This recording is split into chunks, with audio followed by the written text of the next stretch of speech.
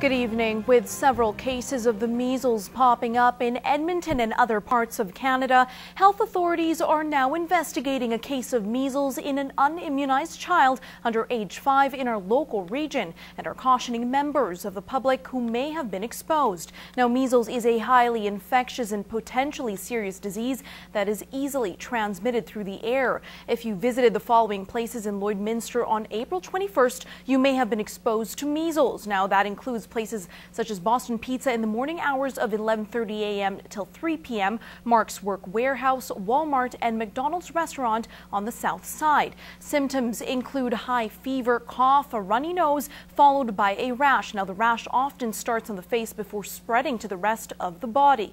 If you develop symptoms of measles, you're asked to call your primary healthcare provider's office, explain you were in contact of a confirmed measles case, detail your symptoms, and see what accommodations can be put in place prior to your visit to the doctor to minimize contact with other patients. Now, the earliest a person will experience symptoms is 1 week following exposure. The Prairie North Health Region's Public Health Services will be taking your calls between 8:30 a.m. to 4 p.m. this Sunday at 3, and you can call them at 306-821-0641. Information is also provided at their website.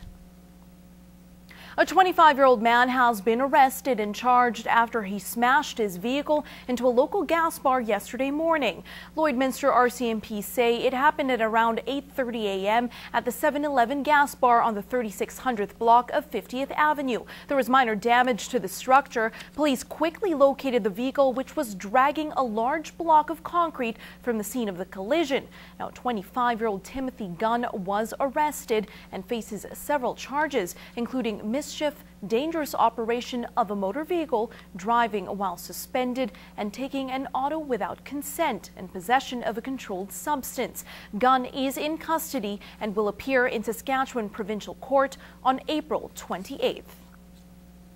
It's something we take for granted, the ability to breathe without any trouble. But for one local man, he's thankful every day for every breath he takes. After a double lung transplant, his life was changed forever. As Anne Knopfait explains, he's dedicated to bringing organ donation awareness to people living in Alberta in a unique way, hosting a trail ride.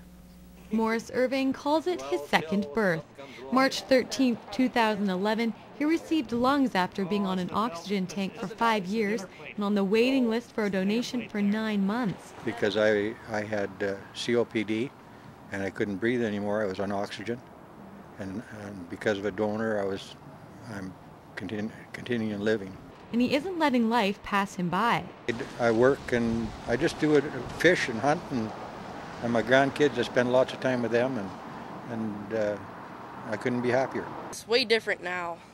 Like, now he can, he's not so grouchy.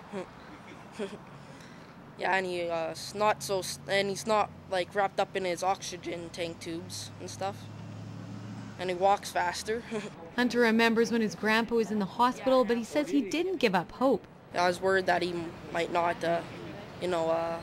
come back from it. So yeah, I'm pretty happy that he's okay now. I'd hope, but you don't know. Like, I mean, everything's got to fit. Like, everything's got to be right. It's like everything else. Like, your blood count's got to be right. And his advice to other kids facing the same situation? Always stay positive and always think of good things. That's what come out of it. Morris says the donor awareness in Alberta is low, and that's why he's holding the trail ride for the 3rd year in a row, raising money for the Good Hearts Foundation. He says last year 200 riders came out and 21 wagons were filled. The trail is a scenic 12 kilometers from Lindbergh to Heinsberg along the North Saskatchewan River. The day wraps up at the Heinsberg Hall. Speakers there, Dr. Weincroft from the lung group that looks after me, and Jennifer Holman from the CTA. She's also a physio respiratory. And they're inviting all to join, especially those who have been affected by transplants. The ride happens on May 10th, and if you want more information, you can call Morris directly at 780-724-4027. Anna Knopfait, Newcap News.